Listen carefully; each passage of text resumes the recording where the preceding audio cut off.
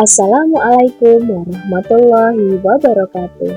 Apa kabar anak-anak? Semoga selalu sehat dan tetap semangat ya. Insya Allah hari ini kita akan belajar tema 3 kembali, yaitu tentang peduli terhadap makhluk hidup. Subtema pada kali ini yaitu tentang hewan di sekitarku. Sebelum kita memulai pembelajaran, marilah kita berdoa bersama-sama. Bismillahirrahmanirrahim. Nah, Allah itu telah menciptakan makhluk dengan bentuk tubuh yang sempurna. Bentuk tubuh ini berhubungan dengan tempat hidup, jenis makanan, cara memperoleh makanan, dan cara hewan bergerak.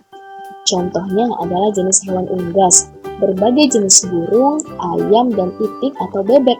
Perbedaan bentuk bagian tubuh unggas dapat dilihat pada penjelasan Ustazah berikut ini. Yang pertama, bentuk paruh dibedakan. Pertama ada paruh ayam. Nih, ini ada gambarnya ya. Kelihatan sekali ya paruh ayam. Kemudian paruh ayam ini berujung runcing dan pendek. Nah, fungsi paruh ayam ini adalah untuk mematuk makanan berupa biji-bijian. Jadi, yang dipatuk ayam di bawah itu menggunakan paruhnya agar dia bisa memenuhi kebutuhan badannya, yaitu makanan seperti itu. Kemudian yang kedua ada paruh bebek. Nah, paruh bebek berbeda ya dengan paruh ayam. Paruh bebek itu berbentuk sudu, ujung lebar dan pipih dan pendek. Fungsinya mencari makanan seperti cacing di tempat berair atau berlumpur, karena bebek kebanyakan tinggal di tempat berlumpur. Jadi, fungsi dari paruh bebek adalah yang panjang tadi adalah untuk mencari makanan seperti cacing yang berada di dalam lumpur. Kemudian, pada paruhnya terdapat lamellai yang berfungsi menyaring makanan. Selanjutnya, bentuk paruh selanjutnya yaitu paruh elang. Paruh elang ini bisa dilihat pada gambar ya, yang berwarna kuning. Paruh elang ini memiliki ujung yang melengkung, tajam, dan kuat serta tak bergigi. Fungsinya mengoyak dan mencabik-cabik daging mangsanya.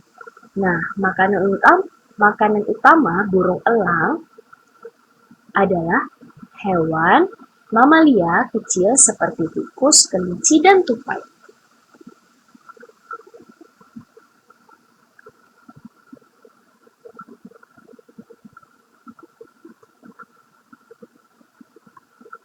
Setelah itu, kita akan mempelajari tentang bentuk kaki. Yang pertama ada kaki ayam.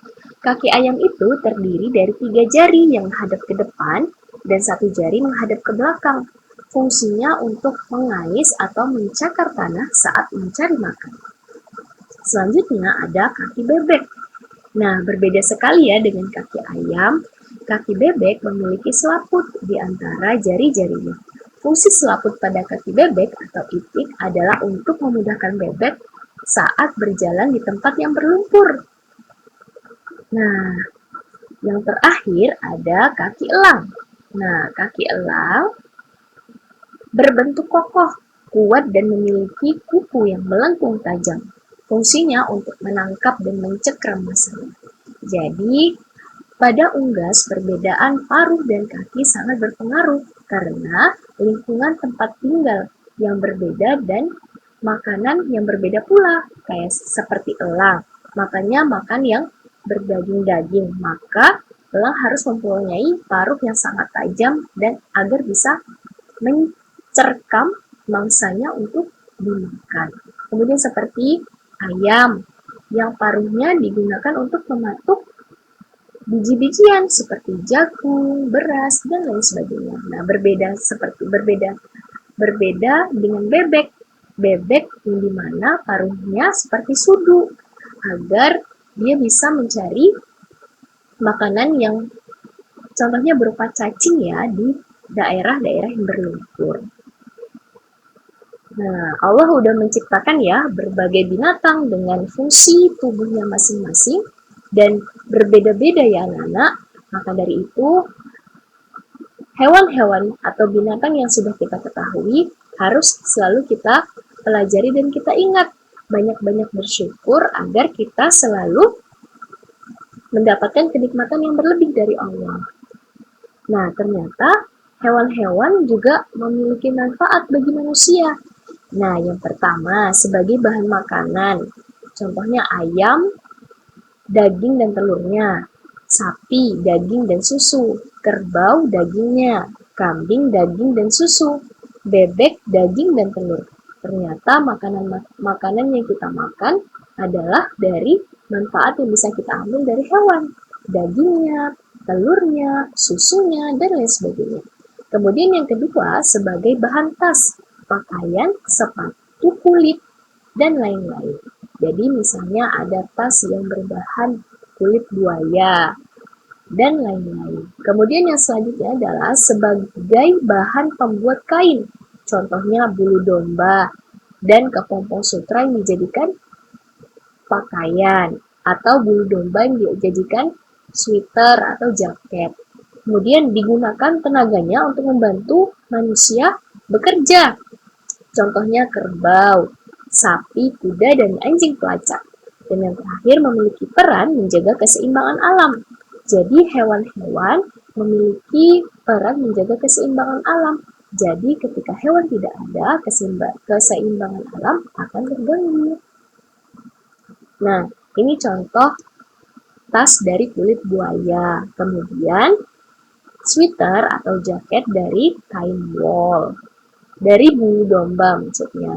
Kemudian selanjutnya ada hewan yang dapat digunakan untuk membantu manusia bekerja. Seperti kerbau pada gambar ini ya, yang membantu Pak Tani untuk menggarap sawah. Kemudian ada ayam yang sering sekali kita makan atau kita konsumsi. Dan yang terakhir telur. Nah, telur juga menjadi makanan yang sering dikonsumsi ya, anak-anak. Jadi telur yang berasal dari ayam. Seperti itu. Ternyata manfaat hewan bagi manusia banyak sekali ya. Jadi itu harus kita syukuri agar apa-apa yang Allah titipkan tidak kita salah gunakan. Nah, semangat selalu nak, semoga Allah mudahkan kamu semua dalam menuntut ilmu. Terima kasih atas kesempatan Ustazah untuk menjelaskan. Wassalamualaikum warahmatullahi wabarakatuh.